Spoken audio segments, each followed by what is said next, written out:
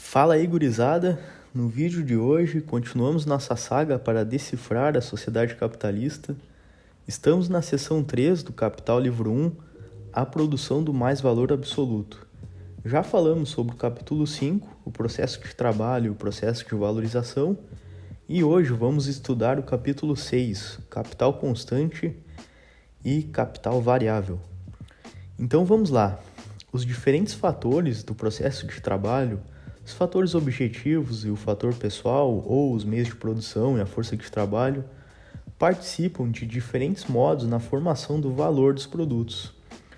Vimos no capítulo anterior que o trabalho adiciona novo valor a um objeto de trabalho, ao mesmo tempo que o valor dos meios de produção reaparece no produto produzido. Estudamos com mais profundidade a produção de 20 libras de fio com um valor de 30 shillings, em que esse valor se decompõe em 20 libras de algodão, no valor de 20 shillings, meio fuso no valor de 4 shillings e uma jornada de trabalho, 6 shillings. A jornada de trabalho, por sua vez, pode ser dividida em valor da força de trabalho, 3 shillings, e o mais valor, também 3 shillings. Reparem que o valor dos meios de produção, o algodão transformado e o fuso consumido, reaparecem no valor do produto. O valor dos meios de produção é conservado por meio de sua transferência ao produto, a qual ocorre durante a transformação dos meios de produção em produto e é mediada pelo trabalho. Além disso, o trabalhador acrescenta um novo valor ao seu objeto por meio do seu trabalho. Notem que ocorrem dois processos ao mesmo tempo, a transferência de valor dos meios de produção e o acréscimo de novo valor. Mas o trabalhador trabalha uma única vez, ele atinge esses dois resultados completamente distintos ao mesmo tempo, a transferência de valor e a criação de valor, no mesmo processo de trabalho. Como pode isso? Essa duplicidade do resultado alcançado pelo trabalhador só pode ser explicada pela duplicidade do seu próprio trabalho.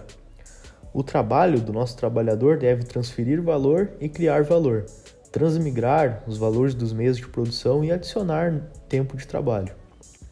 É por meio de uma forma determinada de adição de trabalho, a fiação, a tecelagem, a forja, que os meios de produção, o algodão e o fuso, o fio e a máquina de fiar, o ferro e a bigorna, se tornam elementos formadores de um produto, um novo valor de uso. A antiga forma de valor de uso desaparece, mas apenas para reaparecer numa nova forma. Vimos no processo de formação de valor que se um valor de uso for devidamente consumido na produção de outro valor de uso, o tempo de trabalho do valor de uso consumido compõe o tempo de trabalho do novo valor de uso. O tempo de trabalho é transferido, o valor é transferido. O trabalhador faz essa transferência, conserva os valores de uso consumidos no novo valor de uso por meio do caráter específico do seu trabalho. É o trabalho de caráter específico, atividade orientada a um fim, é esse trabalho que toca os meios de produção, os desperta do mundo dos mortos, se mistura com eles para formar novos valores de uso, ou novos produtos. O trabalho do trabalhador tem que ter um caráter específico. Tem que ser o trabalho do fiador, do tecelão, do forjador. É esse que transforma, por exemplo, o algodão em fio, e assim transfere ao fio os valores do algodão e do fuso. Por outro lado, se nosso fiador troca de profissão, se torna carpinteiro, por exemplo, ele continuará a adicionar valor a seu material por meio de uma jornada de trabalho. Ele adiciona valor ao material por meio do caráter abstrato de seu trabalho, dispêndio geral de músculos e cérebro, pois esse trabalho abstrato dura um tempo determinado. Essa é a duplicidade do trabalho do nosso trabalhador. Portanto, é por sua qualidade abstrata, geral, como dispêndio de força humana de trabalho, que o trabalho do fiandeiro adiciona um valor novo aos valores do algodão e dos fusos. E é em sua qualidade concreta, particular e útil como processo de fiação que ele transfere ao produto o valor desses meios de produção e, com isso, conserva seu valor no produto. O trabalho concreto transfere o valor dos meios de produção. O trabalho abstrato adiciona novo valor. É claro que não existe fisicamente essa divisão entre trabalho abstrato e concreto.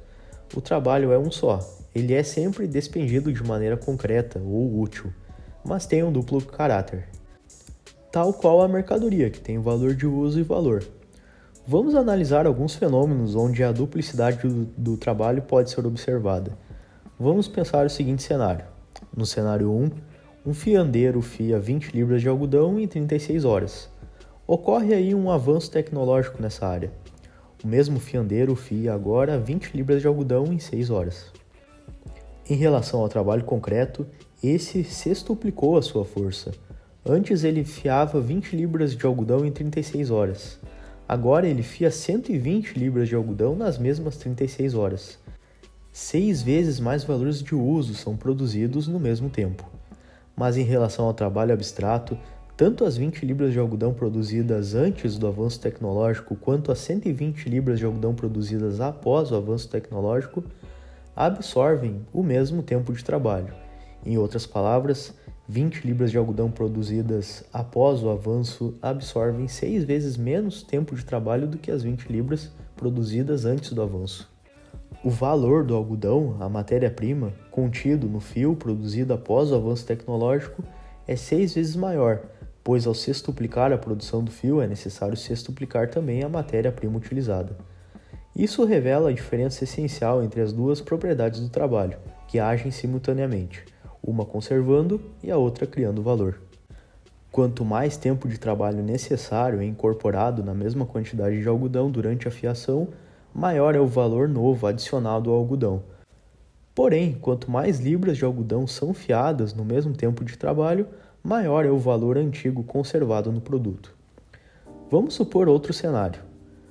Primeiro cenário, uma libra de algodão por 1 libra é transformada em 1 libra de fio em 1 hora. Ocorre um aumento no preço do algodão, seja lá por qual motivo. No segundo cenário, 1 libra de algodão agora por 6 libras é transformada em 1 libra de fio em 1 hora.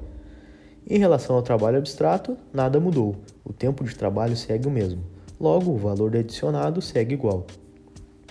Contudo, agora o valor do algodão transferido ao fio deverá ser 6 vezes maior. Enfim, se os meios de produção manterem seus valores e nenhum avanço tecnológico ocorrer, o valor que o nosso trabalhador conserva no produto permanece na razão direta do novo valor que ele adiciona a este. Quer dizer, em 2 semanas o trabalhador incorpora o dobro de valor do que em 1 semana, pois ele trabalha o dobro do tempo. Ao passo que, em 2 semanas, ele transfere o dobro de valor em meios de produção do que em 1 semana.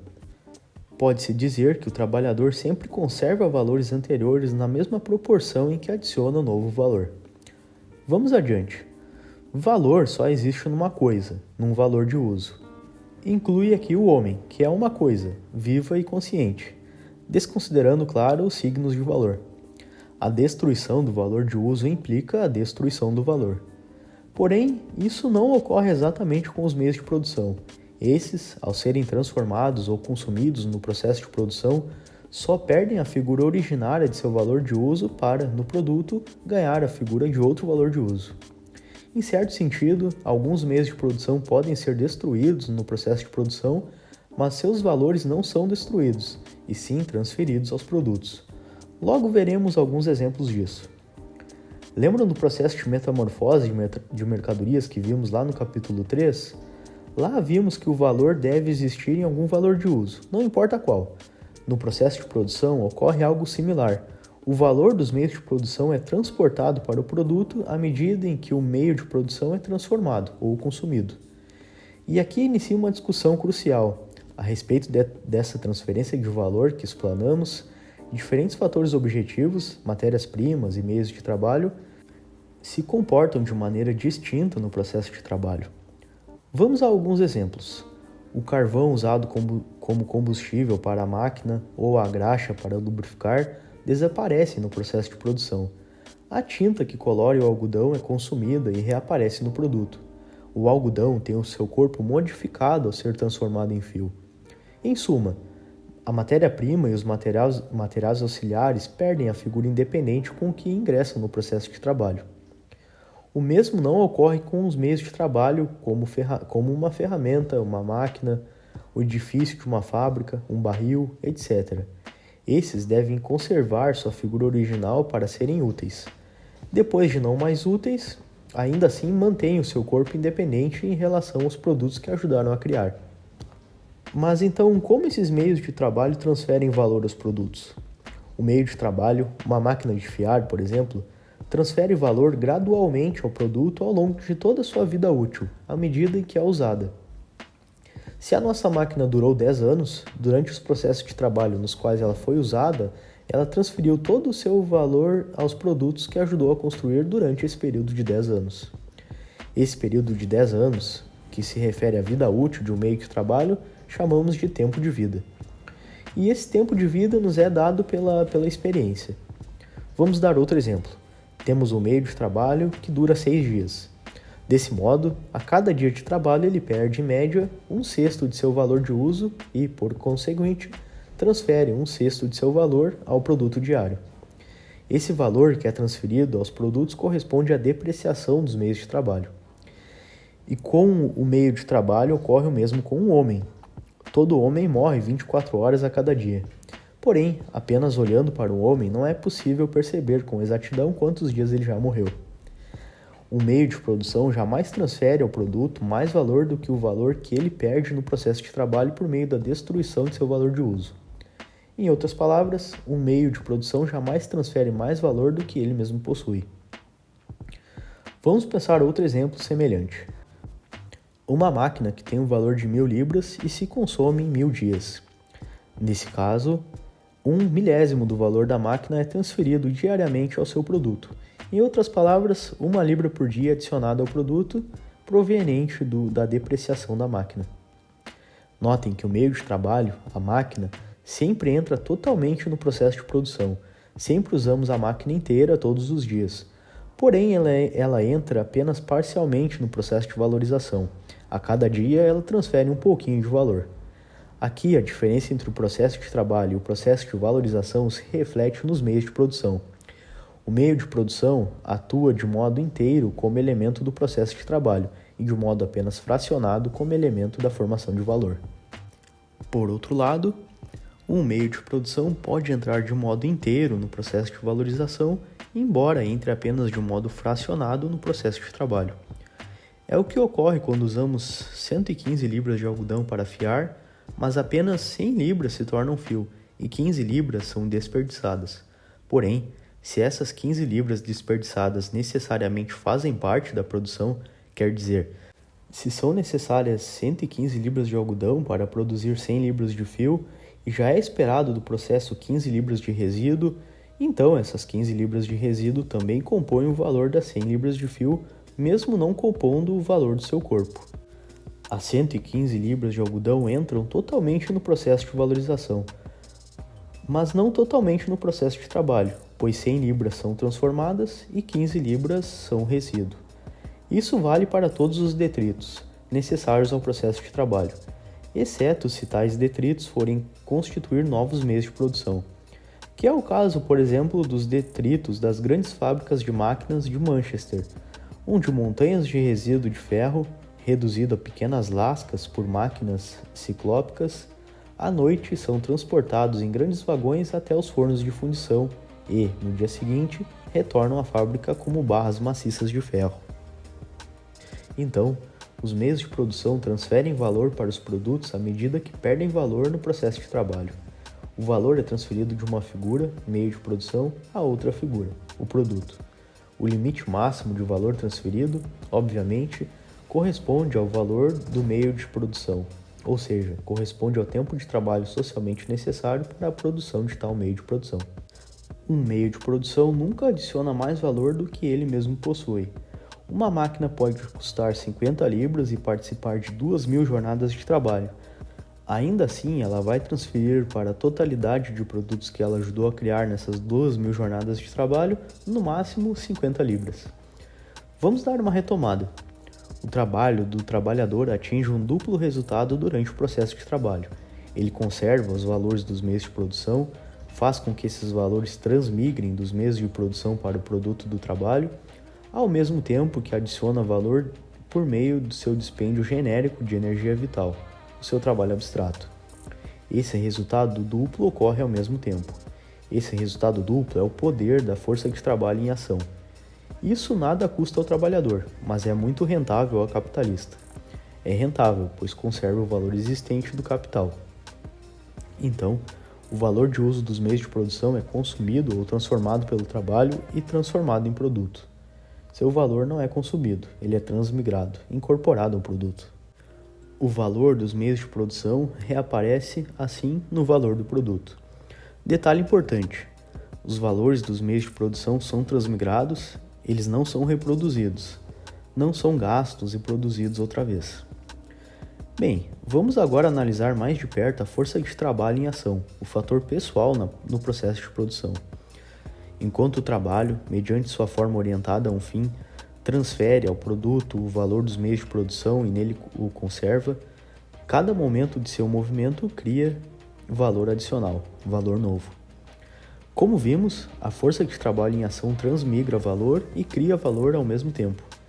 Vamos supor que um trabalhador interrompa o seu trabalho no instante em que adiciona ao produto apenas o valor de sua força de trabalho, digamos 3 shillings.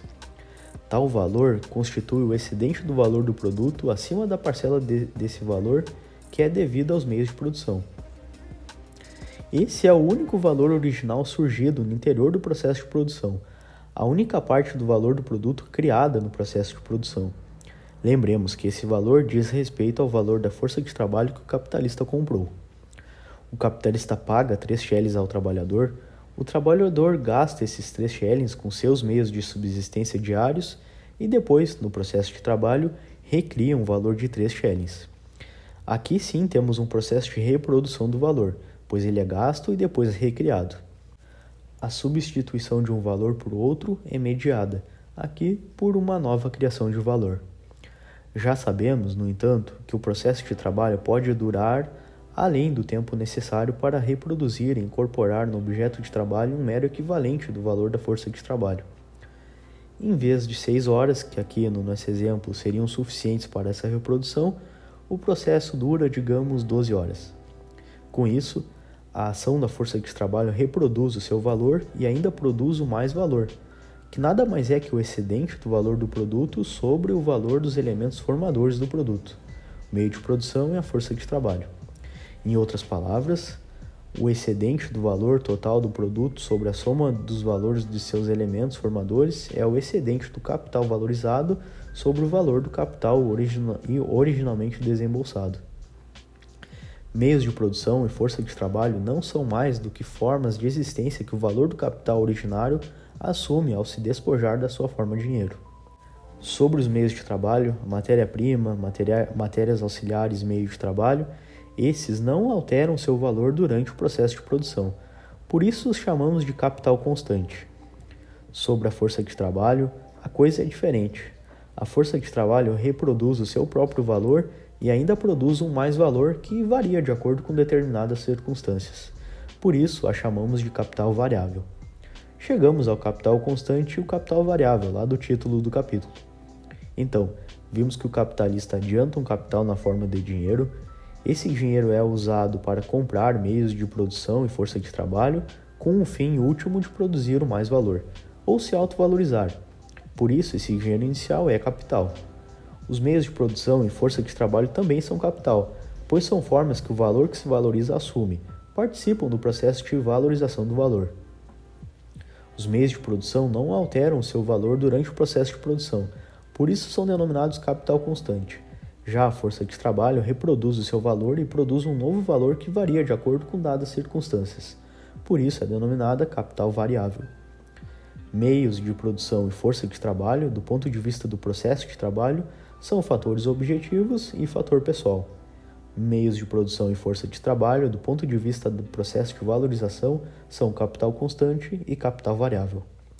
Uma coisa importante que pode gerar confusão: o conceito do capital constante não exclui em absoluto uma revolução do valor de seus componentes. Como assim? Bom, vamos a um exemplo. No cenário 1, eu compro algodão por 6 pence a libra e produzo 1 libra de fio com um valor, digamos, de 9 pence. Ocorre um aumento no valor do algodão, pois as colheitas foram ruins.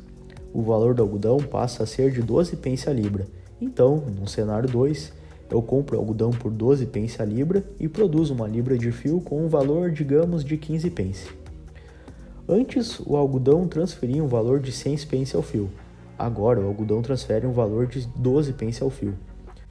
Porém, após as colheitas ruins e o aumento do valor do algodão, aquele algodão de 6 pence comprado anteriormente também deverá passar a transferir para o fio 12 pence. O fio produzido com algodão que custava 6 pence a libra também vai ter um valor de 15 pence a libra. Notem que o valor do algodão sofre uma mudança que altera o valor do fio, mas essa mudança acontece fora do processo de trabalho da fiação. O aumento do valor do algodão se deu devido a condições ruins de colheita. Por isso, mais tempo de trabalho foi necessário na sua produção. Tanto o algodão de 6 pence quanto o algodão de 12 pence passam a transferir ao fio um valor de 12 pence.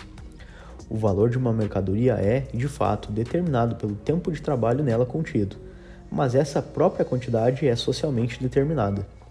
O valor é sempre medido pelo trabalho socialmente necessário, isto é, pelo trabalho necessário para sua produção sob as condições sociais presentes. A origem da mudança de valor do algodão foi no seu processo de produção e não no processo em que ele é meio de produção, ou seja, é capital constante. O mesmo ocorre com os meios de trabalho, com a maquinaria, por exemplo. Supondo que temos uma máquina que tem um valor de 100 libras e o seu tempo de vida é 100 dias, ela transfere ao produto 1 libra por dia no processo de produção. Ocorre uma revolução tecnológica e a nossa máquina passa a ter um valor de 50 libras. Ela passará, então, a transferir ao produto menos de 1 libra por dia, porque ela jamais cede um valor maior do que o que ela possui independentemente do processo de produção. Notem que, mais uma vez, a alteração na mudança do valor do meio de produção ocorre fora do processo de valorização no qual ele participa como capital constante, e não no seu interior. Em suma, uma mudança no valor dos meios de produção não altera o seu caráter de capital constante, pois as mudanças não ocorrem no interior do processo de valorização. E isso vale também para mudanças na proporção entre capital constante e capital variável, que compõem o valor de uma mercadoria. Vamos ver um exemplo. Num cenário 1, 10 trabalhadores, usando 10 ferramentas de baixo valor, trabalham uma quantidade relativamente pequena de matéria-prima. Num cenário 2, um trabalhador, usando uma máquina mais cara, trabalha uma quantidade de matéria-prima 100 vezes maior. Reparem que ocorre um expressivo aumento na quantidade de capital constante em relação ao capital variável no cenário 2. Tal mudança, no entanto, altera apenas a relação quantitativa entre capital constante e capital variável, mas não afeta em nada a diferença qualitativa entre os dois. Camaradas, fechamos o capítulo 6, capital constante e capital variável, capítulo pertencente à seção 3, a produção do mais valor absoluto, do Capital Livro 1. O Capital Livro 1 tem um subtítulo que é o processo de produção do capital, que eu até já deveria ter abordado, mas acabo me esquecendo. Enfim, no próximo vídeo falaremos sobre a taxa do mais valor. Um abraço e até a próxima!